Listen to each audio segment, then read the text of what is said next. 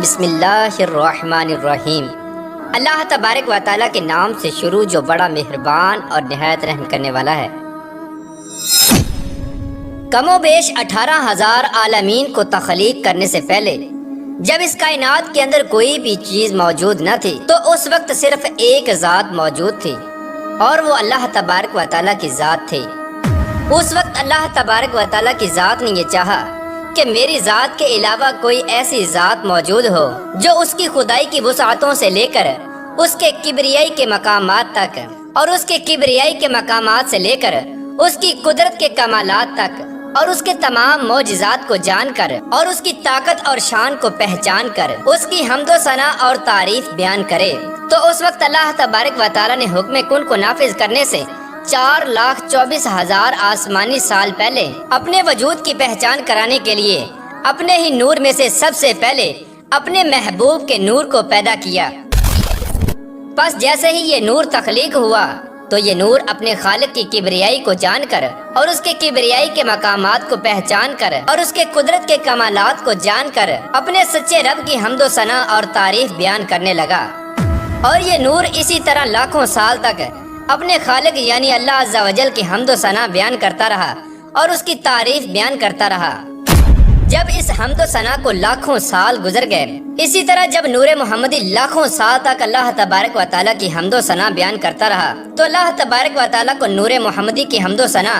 اس قدر پسند آئی کہ اللہ تبارک و تعالیٰ نے اپنے محبوب کے نور کو عزت کے اعلیٰ مقامات عطا کرنا چاہے تو اس وقت اللہ تبارک و تعالیٰ نے اپنی شان کے مطابق ایک حکم جاری کیا اور اس حکم کے نتیجے میں 12 حجابات وجود میں آ گئے۔ اور جب یہ 12 حجابات وجود میں آ گئے تو یہ نور اسی طرح ان 12 حجابات میں بھی جا کر اللہ تبارک و تعالیٰ کی حمد و ثنا بیان کرتا رہا اور اپنے حقیقی رب کی تعریف بیان کرتا رہا۔ اللہ کے حکم سے اس نور کے لیے جن 12 حجابات کو وجود میں لایا گیا ان حجابات کے نام یہ ہیں: نمبر 1 حجاب قدرت، اور نمبر 2 حجاب عظمت، اور نمبر 3 حجاب عزت، اور نمبر 4 حجاب غیبت، اور نمبر 5 حجاب جبروت، اور نمبر 6 حجاب رحمت، اور نمبر 7 حجاب نبوت، اور نمبر 8 حجاب کبریا، اور نمبر 9 حجاب منزلت، اور نمبر 10 حجاب رفعت، اور نمبر 11 حجاب سعادت، اور نمبر 12 حجاب شفاعت۔ پیارے دوستو، نور محمدی پہلے حجاب میں یعنی حجاب قدرت میں 12,000 سال تک اللہ تبارک و تعالیٰ کی یہ تسبیح بیان کرتا رہا، سبحان العلی الاعلی۔ اسی طرح نور محمدی دوسرے حجاب یعنی حجاب عظمت میں 11,000 سال تک اللہ تبارک و تعالیٰ کی یہ پاکی بیان کرتا رہا، سبحان عالم السر والخفی۔ اسی طرح نور محمدی تیسرے حجاب میں یعنی حجاب عزت میں 10,000 سال تک اللہ تبارک و تعالیٰ کی یہ تسبیح بیان کرتا رہا، سبحان الملک المنان۔ اسی طرح حجاب غیبت میں نور محمدی 9,000 سال تک اللہ تبارک و تعالیٰ کی یہ پاکی بیان کرتا رہا، سبحان اللہ و بحمدہ۔ حجاب جبروت میں نور محمدی 8,000 سال تک اللہ تبارک و تعالیٰ کی تسبیح بیان کرتا رہا، سبحان الکریم الاکرم۔ اسی طرح نور محمدی حجاب رحمت میں 7,000 سال تک اللہ تبارک و تعالیٰ کی حمد و ثنا بیان کرتا رہا، سبحان رب العرش العظیم۔ حجاب نبوت میں نور محمدی 6,000 سال تک اللہ تبارک و تعالیٰ کی یہ تسبیح بیان کرتا رہا، سبحان رب العزت عما یصفون۔ اسی طرح حجاب کبریا میں 5,000 سال تک نور محمدی اللہ تبارک و تعالیٰ کی یہ پاکی بیان کرتا رہا، سبحان العظیم العظم۔ حجاب منزلت میں نور محمدی 4,000 سال تک اللہ تبارک و تعالیٰ کی یہ تسبیح بیان کرتا رہا، سبحان العلیم الکریم الکبیر۔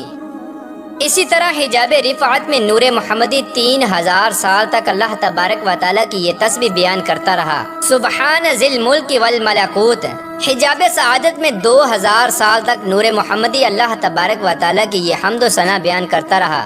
سبحان من یزیل الاشیاء ولا یزول۔ اور حجاب شفاعت میں 1,000 سال تک نور محمدی اللہ تبارک و تعالیٰ کی یہ پاکی بیان کرتا رہا، سبحان ربی العظیم و بحمدہ۔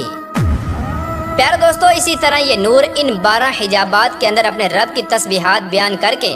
اپنی رب کی شان بلند کرتا رہا، اور اسی طرح یہ نور مسلسل ان 12 حجابات کے اندر ہزاروں سال تک اپنے رب کی تعریف بیان کرتا رہا اور اس کی پاکی بیان کرتا رہا۔ بس جب اس نور کو پیدا کرنے والے پروردگار نے ان 12 حجابات کے اندر بھی اپنے محبوب کے نور سے اپنی پاکیزگی کو سنا، تو اس وقت اللہ تبارک و تعالیٰ اپنے محبوب کے نور سے اس قدر خوش ہوا کہ اللہ تبارک و تعالیٰ نے ایک اور حکم جاری فرمایا، اور اس حکم کے نتیجے میں کرسی کو وجود میں لایا گیا۔ اسی طرح اللہ تبارک و تعالیٰ نے اپنے حکم سے کرسی کے بعد لوح اور لوح کے بعد قلم کو پیدا فرمایا، اور اس کے بعد اللہ تبارک و تعالیٰ کی طرف سے قلم کو یہ حکم جاری کیا گیا کہ اے قلم اپنے پروردگار کے نام سے لکھنا شروع کر۔ تو اس وقت قلم نے اللہ تبارک و تعالیٰ کی بارگاہ میں عرض کی کہ یا رب العالمین کیا لکھوں؟ تو اس وقت اللہ تبارک و تعالیٰ نے قلم سے ارشاد فرمایا کہ اے قلم اپنے لکھنے کی ابتدا میرے اس کلام سے کر اور لکھ لا الہ الا اللہ محمد الرسول اللہ۔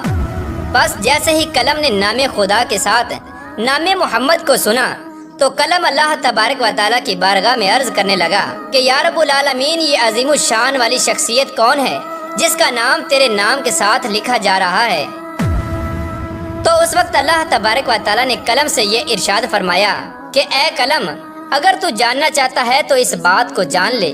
اور اس نور کی شان کو پہچان لے کہ یہ میرا محبوب اول ہے، وہ محبوب کہ جس نے سب سے پہلے میری عبادت کی اور جس نے سب سے پہلے تیرے رب کا ذکر کیا۔ اور اے قلم سن لے کہ جب تیرے رب کی تعریف بیان کرنے کے لیے کوئی بھی موجود نہ تھا تو اس نور محمدی نے سب سے پہلے تیرے رب کی تعریف کی۔ اے قلم تیرا پروردگار اپنے محبوب کے نور سے اپنی تعریف کو سن کر اس قدر خوش ہے کہ پس اب تیرے پروردگار کا یہ ارادہ ہے کہ ان قریب تیرا پروردگار بہت سے عالمین کو پیدا کرے گا، اور ان تمام عالمین پر وہ اپنے محبوب کو ایک ایسا مقام عطا کرے گا کہ جو مقام تیرے پروردگار نے اپنے حبیب سے پہلے نہ کسی کو عطا کیا ہوگا اور نہ ہی ان کی ذات کے بعد کسی کو عطا کیا جائے گا۔ پیارے دوستو، اس طرح اللہ تبارک و تعالیٰ نے سب سے پہلے اپنے محبوب کا تعارف قلم سے کروایا، اور پھر اس تعارف کے بعد نام محمد کو سب سے پہلے لوح محفوظ پر اللہ تبارک و تعالیٰ کے نام کے ساتھ تحریر کیا گیا، اور یہ نام محمد 4000 آسمانی سال تک لوح محفوظ پر نور کی طرح چمکتا رہا۔ پیارے دوستو، اسی طرح لوح قلم کو پیدا کرنے کے بعد اللہ تبارک و تعالیٰ نے اپنے محبوب کے نور میں سے چند عالمین کو پیدا کرنے کا ارادہ فرمایا، تو اس وقت اللہ تبارک و تعالیٰ نے ایک حکم جاری کیا۔ تو اس وقت اللہ تبارک و تعالیٰ کے حکم سے نور محمدی 5 حصوں میں تقسیم ہو گیا۔ چنانچہ اللہ تبارک و تعالیٰ نے اپنے حبیب کے نور کے پہلے حصے سے عرش کو پیدا کیا، اور دوسرے حصے سے آسمانوں کو پیدا کیا گیا، اور تیسرے حصے سے چاند اور زمینوں کو پیدا کیا گیا، اور چوتھے حصے سے سورج جیسے بڑے بڑے ستاروں اور سیاروں کو پیدا کیا گیا۔ لیکن ان چاروں حصوں سے یہ سب کچھ بنانے کے باوجود بھی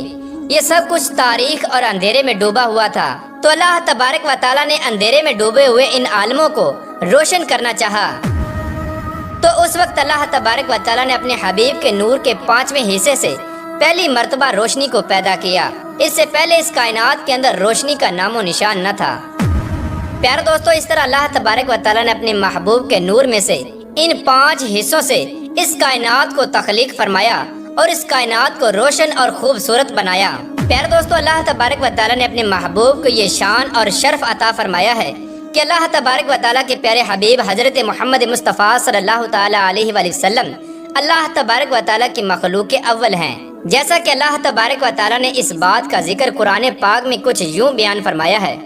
جیسا کہ اللہ تبارک و تعالیٰ سورہ مریم کی آیت نمبر 93 میں ارشاد فرماتا ہے کہ آسمانوں اور زمینوں اور اس کائنات میں جو کچھ بھی موجود ہے وہ اللہ کا عبد ہے۔ پیارے دوستو، عبد عربی زبان میں بندے کو کہا جاتا ہے، یعنی بندگی کرنے والا اور عبادت کرنے والا۔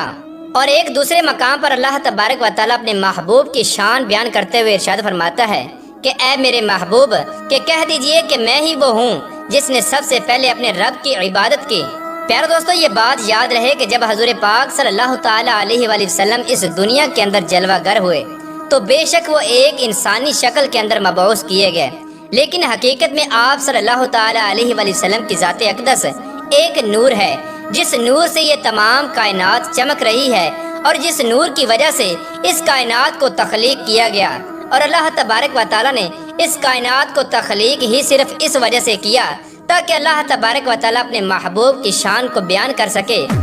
پیارے دوستو، جب اللہ تبارک و تعالیٰ نے اپنے محبوب کے نور کے 5 حصوں سے اس کائنات کو تخلیق فرمایا، تو اس کائنات کو تخلیق فرمانے کے بعد اللہ تبارک و تعالیٰ نے ایک مخلوق کو پیدا فرمایا۔ اس مخلوق کو اللہ تبارک و تعالیٰ نے اپنی عبادت کرنے کے لیے اور اپنے محبوب کا تعارف کرنے کے لیے پیدا فرمایا، اور پھر اس مخلوق کو پیدا کرنے کے بعد اللہ تبارک و تعالیٰ نے اس مخلوق کے سامنے اپنے محبوب کے نور کا تعارف کروایا۔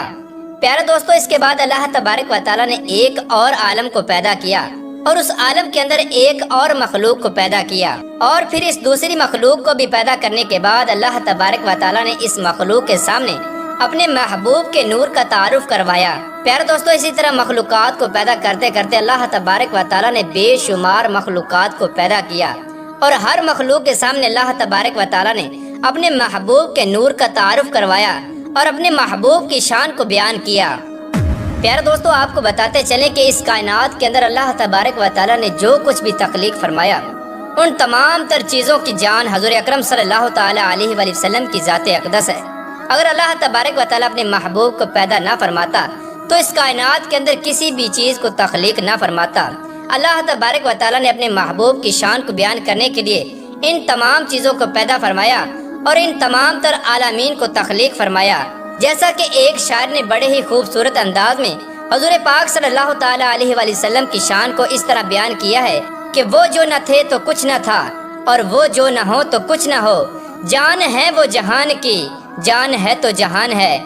اللہ تبارک و تعالیٰ سے دعا ہے کہ اللہ تبارک و تعالیٰ اپنے پیارے حبیب حضرت محمد مصطفیٰ صلی اللہ تعالیٰ علیہ وآلہ وسلم کی ذات اقدس پر اپنا سب کچھ قربان کرنے کی توفیق عطا فرمائے اور ان کی محبت کے اندر جینا مرنا نصیب فرمائے۔